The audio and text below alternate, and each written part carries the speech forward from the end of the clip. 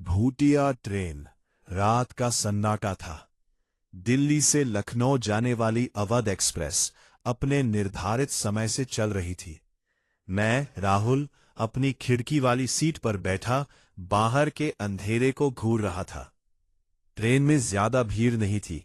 कुछ लोग सो रहे थे और कुछ अपने फोन में व्यस्त थे। अचानक ट्रेन को एक जोरदार झटका लगा और वो पटरी से उतरने लगी। हर तरफ चीख पुकार मच गई। मैं अपनी सीट से उछलकर नीचे गिरा। जब मैं उठा तो देखा कि ट्रेन एक घने जंगल के बीच रुकी हुई थी। बिजली गुल हो चुकी थी और सिर्फ आपातकालीन रोशनी जल रही थी। मैंने हिम्मत करके खिड़की से बाहर झांका। बाहर घना कोहरा छाया हुआ था और पेड़ों की डरावनी परछाइयां किसी भयानक राक्षस जैसी लग रही थीं। मुझे लगा कि ये कोई दुर्घटना है, लेकिन फिर मुझे कुछ अजीब लगा। ट्रेन के डिब्बे बिल्कुल खाली थे। कोई और यात्री नहीं था। मेरा दिल जोर से धड़कने लगा। तभी मुझे एक धीमी सी आवाज सुनाई दी, जैसे कोई बहुत दूर से रो रहा हो। आवाज धीरे धीरे पास आने लगी। मैं डर के मारे कांपने लगा। मैंने अपनी आंखें बंद कर ली और प्रार्थना करने लगा। जब मैंने आंखें खोली तो देखा कि एक धुंधली आकृति मेरे सामने खड़ी थी। ये एक औरत थी जिसके बाल बिखरे हुए थे और आंखें लाल थी। उसके चेहरे पर भयानक घाव थे। वो धीरे धीरे मेरी तरफ बढ़ रही थी।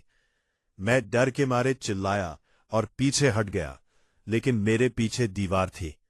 वो औरत मेरे एकदम पास आ गई। उसकी ठंडी सांसें मेरे चेहरे पर पड़ रही थी। उसने अपना हाथ बढ़ाया और मेरे गाल को छुआ। उसका स्पर्श बर्फ जैसा ठंडा था और मेरे रोंगटे खड़े हो गए। उसकी आवाज बहुत धीमी और दर्द भरी थी। मुझे बचाओ, मुझे बचाओ। मुझे कुछ समझ नहीं आ रहा था। वो कौन थी? उसे क्या हो गया था? मैं बस इतना जानता था कि मुझे वहां से किसी भी तरह बाहर निकलना था। जैसे ही उसने मुझे बचाओ कहा, अचानक ट्रेन के डिब्बे के सारे दरवाजे अपने आप जोर जोर से खुलने और बंद होने लगे। हवा का एक ठंडा झोंका आया और उस औरत का चेहरा भयानक रूप से बदलने लगा। उसकी लाल आंखें अब अंगारों की तरह दहक रही थी। मैंने अपनी पूरी ताकत जुटाई और डिब्बे के दरवाजे की तरफ भागा। जैसे ही मैं जंगल की ओर कूदा, पीछे मुड़कर देखा, पूरी ट्रेन अब एक काली धुंध में तब्दील हो चुकी थी और उस औरत की चीखें पूरे जंगल में गूंज रही थी। मैं बिना पीछे देखे भागता रहा।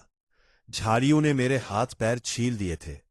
काफी दूर भागने के बाद मुझे कुछ रोशनी दिखाई दी। वो एक छोटा सा रेलवे फाटक था। वहां बैठे गेटमैन ने जब मुझे बदहवास हालत में देखा तो वो चौंक गया। मैंने हांफते हुए उसे पूरी बात बताई। मेरी बात सुनकर गेटमैन का चेहरा सफेद पड़ गया।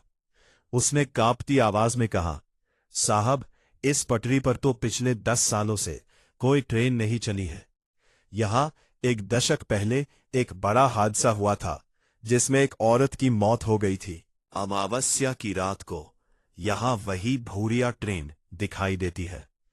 सुबह जब पुलिस और बचाव दल उस जगह पहुंचे जहां मैंने ट्रेन देखी थी, तो वहां पटरी के नाम पर सिर्फ जंग लगा हुआ लोहा और झाड़ियां थीं। वहां कोई एक्सीडेंट नहीं हुआ था और ना ही कोई और यात्री था। सिर्फ मेरे कपड़ों पर लगे खून के धब्बे और वो बर्फीली सिहरन गवाह थी कि जो मैंने देखा वो कोई सपना नहीं था। आज भी जब मैं ट्रेन की आवाज सुनता हूं तो मेरा शरीर कांप उठता है।